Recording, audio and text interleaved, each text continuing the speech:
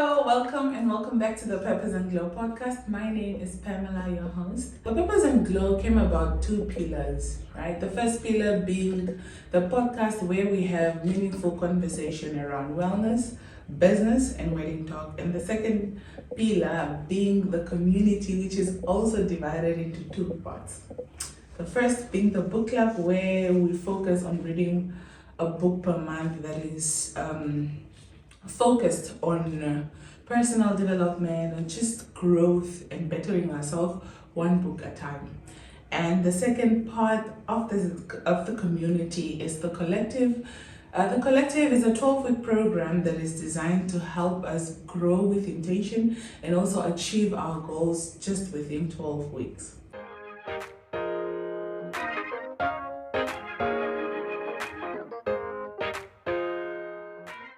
Today, I'm excited. I am joined by Suzette. Suzette, thank you so much for coming onto the podcast and welcome to the Peppers and Glow podcast. Thank you so much. I'm deeply honored. I've been waiting for this moment for a long time. We are here. Finally made it. So before we go into the actual episode or conversation rather, I'd like us to go into a few icebreaker questions. Are you okay with that? Okay. The first one would be, what's your favorite color and why? Oh, I love this question. My favorite color is pink. Yeah, my favorite color is pink, and I think it comes from, you remember High School Musical? Mm-hmm. And then there was Sharpay always had like the pink thing, she had the pink car. Like, I've always wanted to be that girl. So you're a girly girl. I'm a girly girl, shame. I can, and it's weird because I grew up with boys, so I don't know where the girly girl kicked in, but like, the color pink is so beautiful. Yeah. All shades of pink, by the way. Yeah. All shades of pink. Yeah. Interesting. They say one's favorite color tells a lot about the person. Yeah. So, IG or TikTok and why? I think I know this one. I'm more of an IG person. Guys, I'm not on TikTok like that. I feel like TikTok just overwhelms me because why are we having so many videos? And with Instagram, it's like, especially on For You page, it's like kind of like a mini Pinterest. Okay. And it's more chill. It's people that I know, it's people that I'm inspired by. It's very curated for me. For you, okay. TikTok ish, guys. I feel like this is you need to feed the algorithm what to feed you, right? Yeah, but I don't know, I just never click with TikTok. TikTok, okay. It's more it's very Gen Z. I'm not Gen Z, but I prefer TikTok over Instagram. Really? Yes. Wow. I'm not a Gen Z. I'm a whole millennial. This one is gonna be a hard, but no pressure. Purpose or consistency?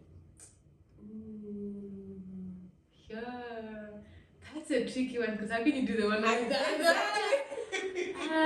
Purpose or consistency? I'd say purpose. Okay. Why purpose? Because purpose anchors you and gives you direction.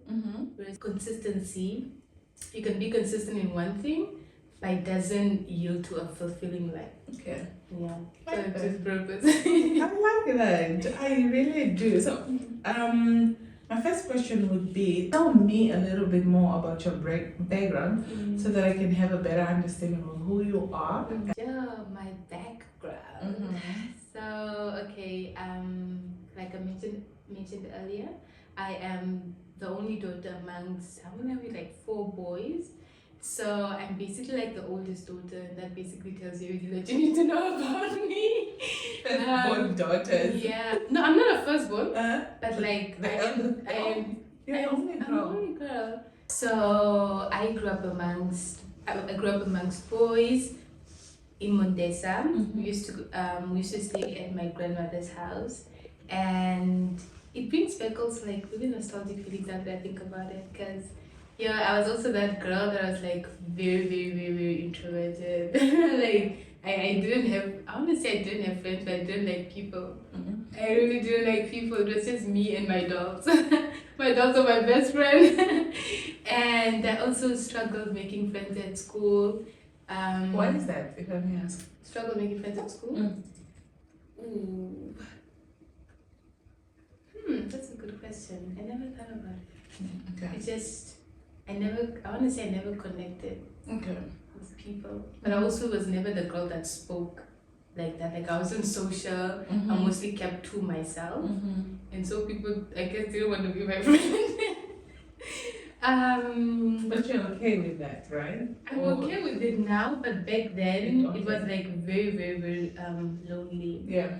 But also I think a huge contributing factor to that was kind of growing up in a house where there wasn't a lot of emotional availability or just a lot of instability. So it was a matter of surviving home, surviving school, and just Go about your day. yeah, so like being quiet was my form of survival. Okay. If that makes sense. Yeah, it does. Yeah. So yeah. For me at least. Yeah. So that's pretty much my background. Where did you school? Did you school here in Windhoek? Sokob. I grew up in Sokob. I attended Wayside High since grade 1 till like the very last day, till high school, till 12. The same school, the same. I was that person. Just homeschool church. Literally the same paths, the same walks throughout my life. Yeah, that was about it. You said you were raised by your grandmother. No. We grew up in our grandmother's house, but with my mother. Stayed with my mother and my stepfather. Okay. And the rest of my siblings. Okay. You said you were, correct me if I'm wrong, you said you were timid, right? In Miranda. No? Is that not the right word to describe that? Closed up, somebody who's introverted. I wanna ask a little deeper. Because I could relate to a certain extent. Why do you think that came about? Was it a thing of you were not treated well at home? You felt like you were neglected? Sorry. Or you felt like you were bullied at school? What made you to be that type of person? Maybe because I would say I went through something when I was younger that made me to be like that. No, at first I was a bully. I was like lashing out on people at school and all that, but when I got to high school, I became like I closed off. Yes. For me, it's quite the other way. I was quiet, and then some point in high school or in my early teenage years, I became more talkative and more expressive. So I'd say that it really stemmed from, can I put it in a way that doesn't feel like I'm trauma dumping on people? But okay, so at home it was just a matter of survival. It was quite aggressive. My stepdad had a drinking problem. My mom worked all the time, so when she wasn't at home, I had to be the parent, if it makes sense. So it was either I'm taking care of home, I'm being scolded for not doing things properly, or I'm just in my own world trying to survive. So being closed off, like I mentioned earlier, was just about protecting myself or protecting my inner world to the best that I could. So, yeah. What's the one thing from your childhood that shaped the person that you are today? That's a really good one. That shaped the person that I am today. I'd say my faith. Okay. Actually, yeah. This is my favorite story. So my mom was a Sunday school teacher, and we loved Sunday school. Like back in the day, Sunday school was the place to be. And I remember this one Sunday, my mom was giving a story about, I don't know what it was about specifically, but it was, the moral of the story was basically that Jesus was everywhere, like he's your friend, and like you can take him with you everywhere you go, So that story, that story got imprinted in my mind, like wherever I am, Jesus is there. So I was that kid that would talk to them, not to myself, but like talk to Jesus. Oh my God, Jesus, like I'm having this test, please make sure that the teacher isn't there. Then it actually happened, like, oh my gosh, she actually hears me.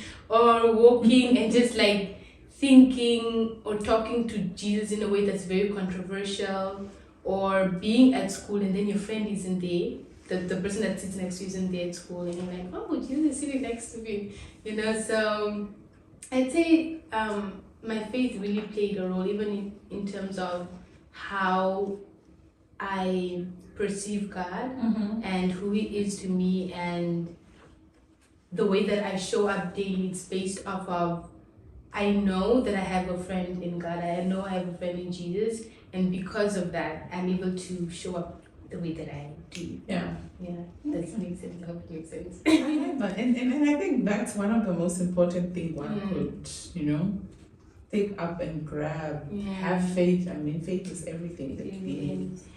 Okay. It really is. I see, saying that you're somebody that is passionate about youth empowerment and development. How did that come about? Why are you passionate about it? Yeah, I really am. I really am. Okay, so a lot of things do stem, or my passion or drive really stems from what I needed when I was younger. Okay. So growing up, like I said, I didn't have friends, I didn't have anybody, and so much chaos that was at home. Like the one thing that I always wanted was someone just to hug me and tell me it's gonna be okay. And I didn't have that. Yeah. Surprisingly, no one from church, no one from family members. It's like when there's abuse at home, people focus more on the parents and helping them, and the kids are sort of just overshadowed. Yeah. And that's how it felt like. And I never had a support system. I never had a safe space, if you can call it that.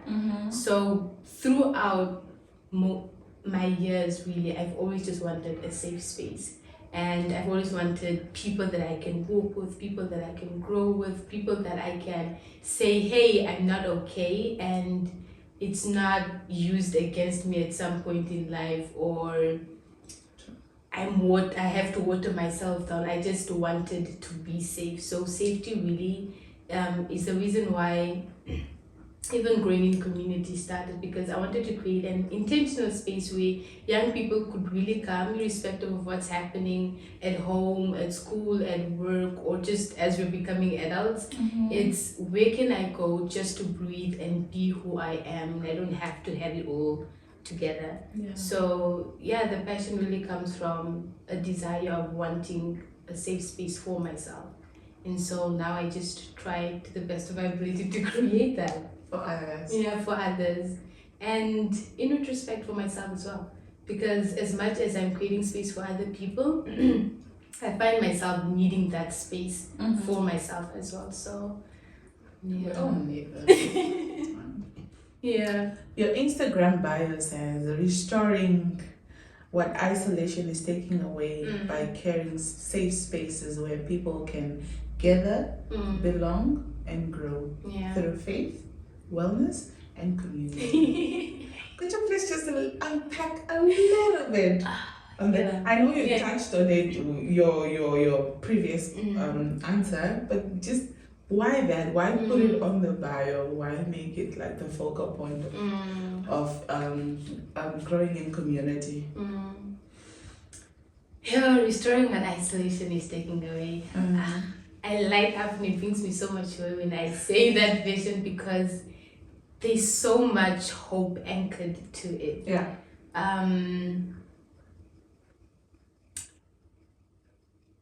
Let me say in 2023, I had a really bad depression. I think that was the first time that I can genuinely say that I had depression. It was like really bad.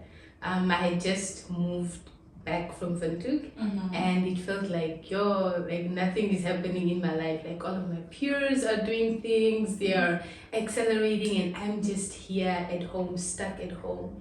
And I was literally just at home for like a good 2 months. I wasn't texting any of my friends that I was back. I was just at home. Even my mom was like, why are you not going to church? I was even going to church. That's how you knew it was bad. Yeah, I wasn't even going to church. I just wanted to be alone and in a rut. And at that point, I really believed that nothing good could happen for me. Nothing good could come out of my life. And it was just a time where it was just where I felt genuinely hopeless. And during that period, I was listening to a song. It was a Mary City song that came out called "You Are More Than Able." And I listened to it the first time, and okay, go. And then the second time I think I listened to it, it ministered back to me. It was like, there's a verse that says, can you imagine can you imagine with all of the faith in the room what the Lord can do? And you are more than able. And I remember holding on to that, there is more to my life, like there is so much more. And from that song, as weird as it sounds, from that song and just the hope being awakened in me that there is more to my life. I may not know exactly what's going to yield. I may not know exactly what that more could look like, but there is more. And from there, I started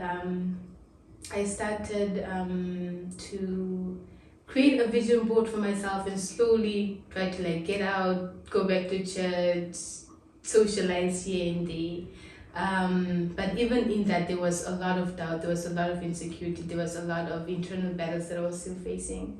And long story short, it came to a point where, okay, I'm creating now safe spaces, not creating necessarily, but I wanted to encourage someone else. That has always been the foundation of everything that I did. I want to encourage someone else. So I started writing because writing for me has always come easy. It was always my form of releasing. So I started writing, I created a blog post and I started writing and other people really enjoyed my writing and they would reciprocate it and I was like, yes, God, like I finally found my thing, and I wrote for a little while and then I was like, you know what, it's no longer working, I want to do something else. And then that's how podcasting came into play. And all of these little elements has just been me wanting to tell my story, me wanting to give myself a voice again. And in that also create, again, a safe space or a sense of connection for someone else as well. Okay. So that whoever might be in the same place that I was in could look at me and say, oh, but this person overcame, let me reach out to them, or this person overcame, how can I do it? And then therefore having a solution from what we were doing. So the vision for growing community, restoring what isolation is taking away. It came from a workshop, funny enough, a workshop from the CATS program that I was doing.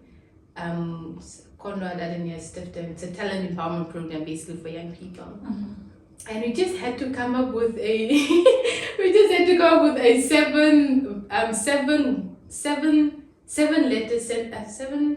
seven words for your vision statement, because apparently your vision statement cannot be longer than 7 words. Yeah. So I was like, okay, this is what we want to do. We want to focus on mental health, we want to focus on emotional well-being, but more than that, I want young people to also be restored in identity, because looking around at other young people, looking at my friends, the conversations that we were having, so many of us were struggling with our identities. We're struggling with our identities. We're struggling with connection. We're struggling with making friends. Even though online you are socializing, but you don't really have a sense of community. So many people travel. So many people are starting new jobs, but they don't have a place necessarily to go. So that's how the idea of restoring what isolation is taking away, and restoring not in my own powers, because I could never do that, but restoring in the sense of God is the one that is able to restore you back to wholeness. We just create the space, but God will continuously always be the person that will restore you back to who you are and who He created you to be. Love that. I have a quick question. So you want to be that person to your community, right? To the people, to the youth. Did you have somebody to be the person that you want to be? No. Is that why? I think so. Okay, so you want to be that person for them because you didn't have that for yourself as well. Yeah, I think becoming the person that I didn't have growing up. Yeah. So you want to close the gap. Yes, actually. Interesting. I say interesting because that's what it is, right? We do things because there's a need for it. You don't do it because it's glamorous or it looks nice. It's to close a gap. Yeah. So interesting. I never actually saw it that way, looked at it that way. It's me and you both. You said you have a podcast, right? So, tell what inspired you? You said that what inspired you was also to foretell your story. Yeah. What beyond telling your story? What else inspired you to also just, you know what is that a podcast? I don't want to blog anymore. Yeah. What made you be like, okay, I think podcasting would be the next thing? Why podcasting? Well, actually, one of my role models is Ngutouna, right?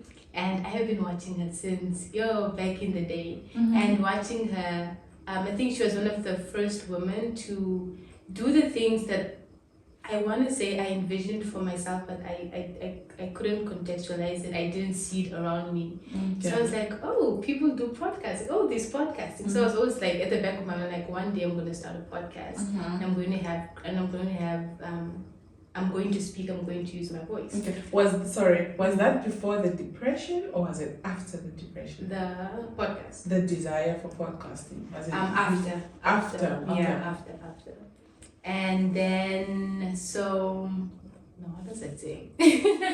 We're talking about inspired you. How she inspired me to want to create a space for myself to share my story and also allow the people to share their own stories. So, when did I start the podcast? I think in 2023, end of 2023, I think. Okay. I started the podcast and I knew that I have really, really great people who have such remarkable stories. Yeah. And I wanted their stories to be heard also because I think one of the greatest ways that we can find hope or that we are inspired is by hearing other people's stories. So that when someone listens to someone else's story, they can be inspired, that their hope is awakened again. But more than that, also to see that if Pamela is able to come from where she comes from, the background that she's coming from, to be the person that she is today, then why can't I? Like I can also emerge. I can also rise from the ashes or the background that I come from. And one of the really, really beautiful advice that that one of the people in my life spoke to me was, there is more to your life and there is purpose to your life, that you are so much more than where you come from or your circumstance. And that is the exact same message that even with our podcasting platform, I wanted to have a reminder to younger people or older people that there is more to your life and there is purpose to your life, and this is what your life can look like if you do the work, but if you surrender also to something so much more. I agree to that. Everybody has a story to tell, just depends on how you tell it. And the other thing, follow-up question rather would be, what story, you don't particularly have to say the name, what story or someone's story or journey on your podcast that you felt like like there was like a complete turn over, you just whoa, I know the exact person. I know the exact person. I can even say her name, it's fine. She doesn't mind? Yeah, she doesn't mind. Her name is Satina, and I think she is one of the strongest women that I've come to know. She has a remarkable story and we've gone through so much, but looking at where she is right now, I'm like, I think she was like the first guest that I ever had. I was like, like she really set the foundation. I was like, this is what it's about. Like she shared so much of herself, and she's also a counselor, or she was a counselor in Kidman before she moved. But she has this heart and desire to help other young people. And I was like, oh, I want to be like you when I grow up, and her story is so, so, so beautiful. And so many of us can see ourselves in her story. Yeah, so I was like, yeah, this is where it's at. You run an NGO, right? Yes. Okay. So running an NGO comes with many challenges and rewards. What has the journey taught you about yourself? No.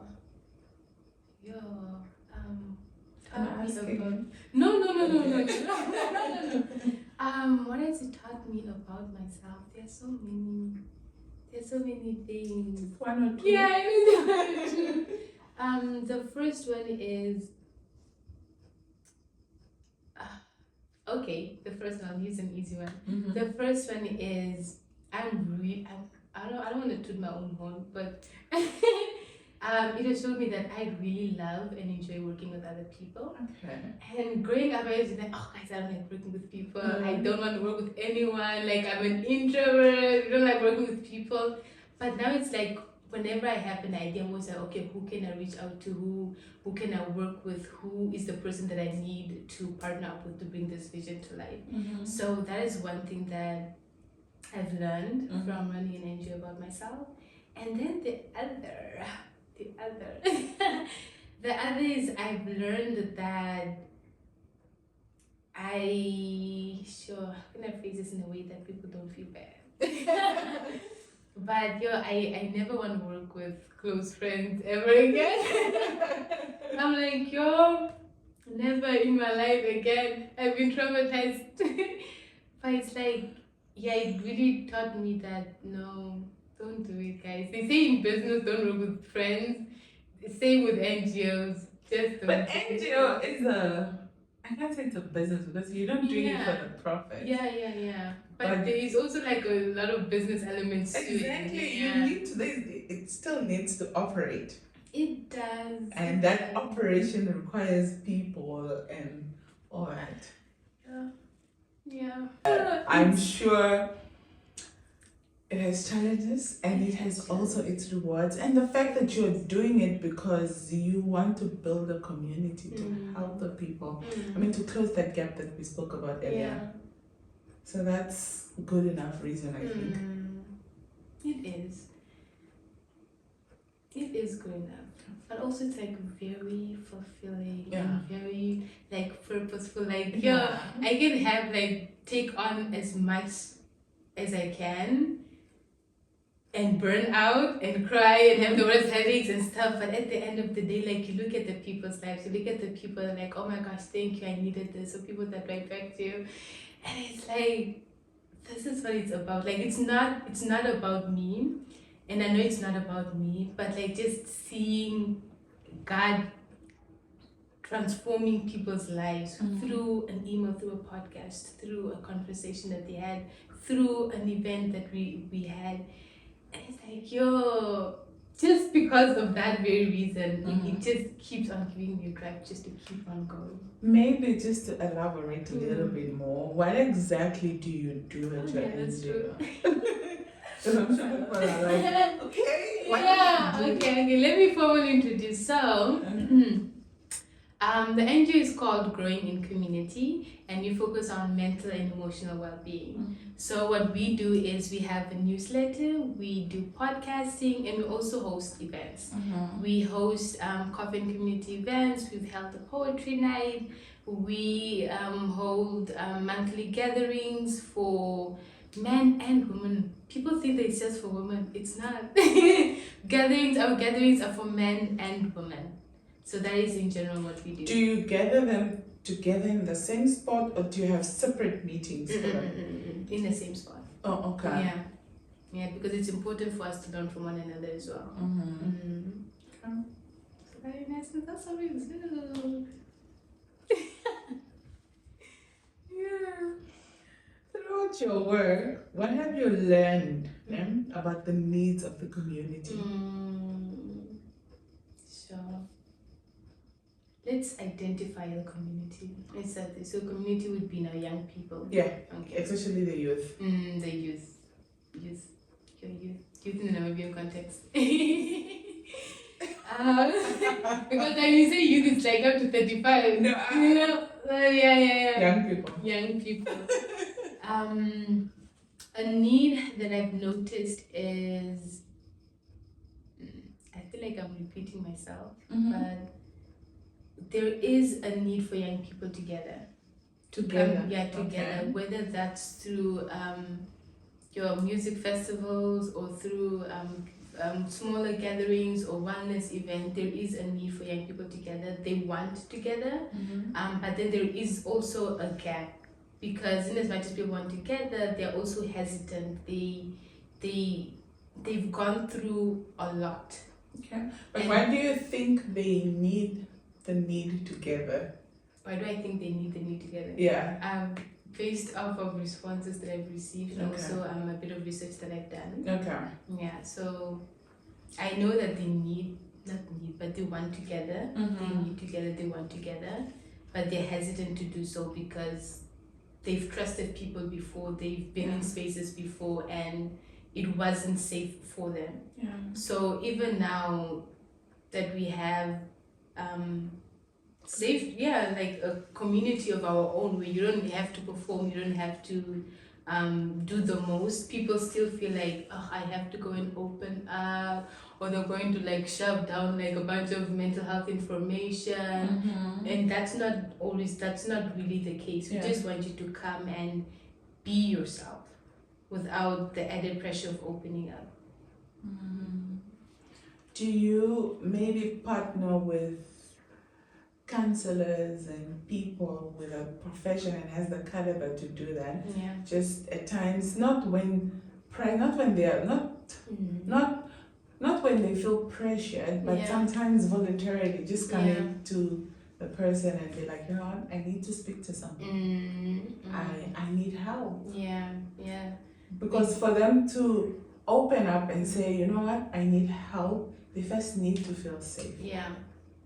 So I like when you said that, you know, sometimes you just come, be yourself, observe, I guess, watch what is happening. And when you feel comfortable or when you feel safe, then you're like, you know what, I need help. Okay, so we do work with a lot of social workers, mental health practitioners. Those are the people in the background. Yeah. They are there, but then we won't really be like, oh, this is a social worker. Because people, the moment you say that, it's like, they want us to start speaking about our problems now. But we work with mental health professionals because I don't have that capacity. It's not my area of expertise. I'm just a curator. I'm just the person that brings the people together. But I know that it's important to have professionals within their fields that young people can speak to. And also what I really love about the people that we partner up with is that they are passionate about young people. And also I'm like really selective with who we work with. Very selective, because I want people that young people can connect with. They feel like, oh, she's just it's not that thing of, no, call me miss, call me auntie, you know, like, don't speak to me like that, I am your elder type of situation. But it's, I understand. Yeah, like bridging that gap between older people and the younger people as well. So we really want them to feel comfortable, and we really want to work with people. We want to work with people that you can really connect with.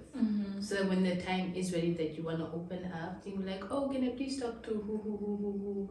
Or even if you recommend someone who's who is a professional, then there's already some sort of connection that has been established. Yeah, true. Like that. Love the intentionality behind that. I do. And I'm hearing it. You know, sometimes when you see something on Instagram, you don't get the bigger picture. Right? Because I do follow you on Instagram.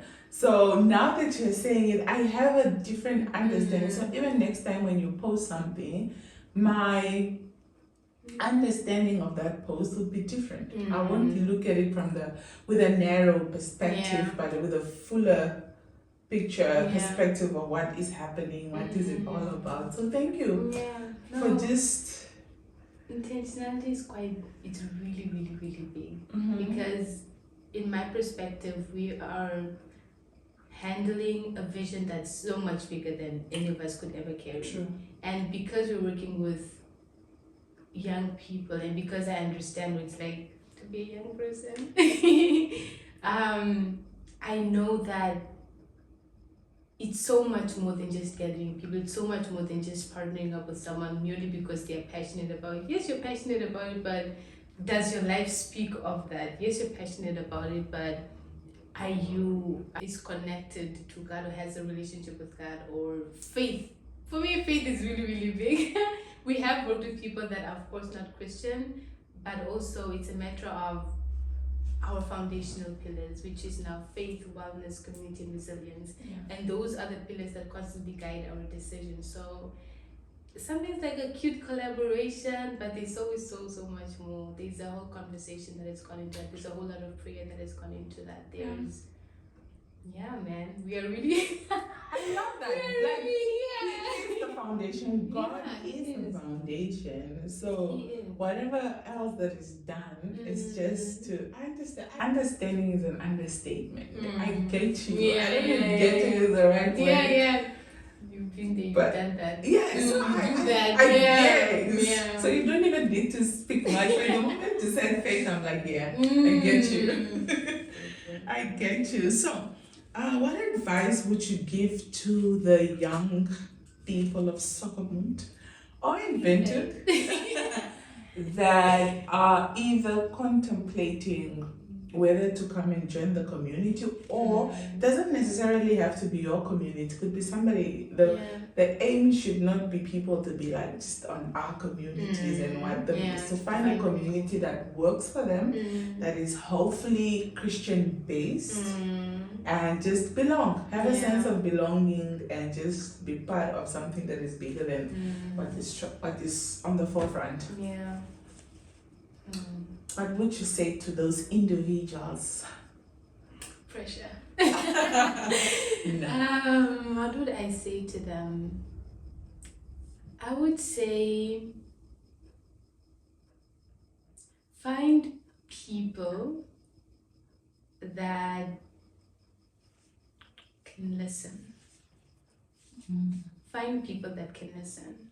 Yeah. Because there are a lot of community spaces, there are a lot of places that you can go to find people, but not everybody will always treat what you carry or who you are with the same intentionality and care. And it's very important before even opening up or before trying to find a sense of belonging to know who are the people that you can trust, because I think that's one thing that a lot of us also get wrong is we go to spaces and we think that just because they have about mental health or we click on X, Y, and Z, then that's the space that you can belong. Now you are opening up to people and you end up getting hurt and now you get judged, but it's know people. Find people that can listen, find people that can support you, observe people also from a distance. Don't be so quick just to connect with people and opening up to people yet again, but just take your time with it, pray about it, have discernment, and know what you're looking for. It's also really, really important. Know what you're looking for. On your Instagram, I'm gonna take you back. You like to always say words of affirmation, right? You like to say words of affirmation. What does that mean to you, and why do you do it? I'm a really reflective person. Okay. Sadly. I really like to reflect on what the season that I'm in, what I'm going through, and how I can, I guess, best endure that season. So affirmations for me is just sort of me breathing life back into myself, or me trying to let you know that, hey, this is what I've been going through. This is what I've been struggling with, or this is what I've been dealing with, and this is how I've been processing it, or this is how I've reminded myself of things that I've been going through. So it's really just, affirmation for me is just really breathing life back into myself, or breathing life into someone else, or just encouraging someone else. It's really just holding someone else's hand and walking with them. Yeah. What's the best advice you've ever received? Ooh. The best advice I've ever received is, you're not a victim of circumstance, but there is more to your life. There is purpose to your life. I think it makes sense. I did. Hands down, that is always going to be the best advice I've ever received. It has carried me through a lot. Okay, love that. What is next for the growing community, growing in community, and what can people look forward to? What is next? What's next is more gatherings. We're really gonna have more gatherings. The next one is gonna be another poetry night. You're gonna have because people really loved it, Shane. They really loved it. And so what do they do? What actually happens at the poetry night? So we come together, and then we have a selected few poets or spoken word artists that come, and then they give their performances, the little pieces. We have music interludes, we have little games in between, breaks in between. You converse, you talk with one another. And one thing that I always do is I tell them that you guys have to like talk to someone new. Because what's the point of coming out if you don't talk to someone new, you don't connect with someone new? And yeah, that's pretty much it. Okay. There's not a lot of structure. We try to our best of our ability to remove structure, but we want people to create their own space. Yeah. So yeah, that's what we do. It always feels like this huge family in one room. It's so wholesome, and it's so, yeah, man, it feels like a family. And like that's the best, that it really feels like a family, and no one lives alone. And like the most beautiful part for me is seeing people exchanging numbers, taking pictures, like meeting literally someone new. Like that is always the most exciting part for me. So guys, watch out. We'll be having our next poetry evening. In the long run, definitely want to expand to Windhoek, to Valves, and who knows where else. And who knows where else, but yeah, there's more to come. How do people get a hold of you? You guys can find me on Instagram at Instagram, Suzette NG, or you can also find Growing in Community at Growing in Community everywhere, literally everywhere. So yeah, hope someone reaches out. Suzette, thank you so much for just joining me and having this conversation with me, sharing your story. You know, it's always never easy to tap back in your emotions, especially your upbringing and your childhood. So thank you so much for just coming up here and sharing your journey with me and the viewers, the Peppers and Glow community. So thank you so much. I'm sure that the viewers and the listeners could learn like valuable lesson from the conversation that we had. Pick up a thing or two and be like, you know, the song that you spoke about? You are more than able. Exactly. It could also do that to somebody in the Peppers and Glow community. So thank you so much. Thank you for having me. So to everybody that is still watching, and if you're still watching up to this point, please share in the comment section what was the biggest take that you took from the conversation that I had here with Suzette. Mind you, she is a 24-year-old that is running an NGO.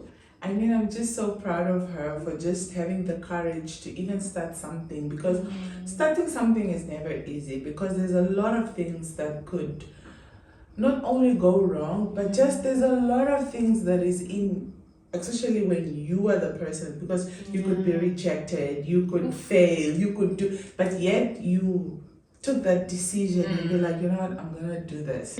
So if you've enjoyed this episode, please don't forget to like, Subscribe, comment, share with somebody that you know that would resonate with this video. Until next week, Tuesday, my name is Pamela and I'm going to be your host. See you guys next week, Tuesday. Bye-bye. Bye. No, keep in purpose and stay glowing. Come on.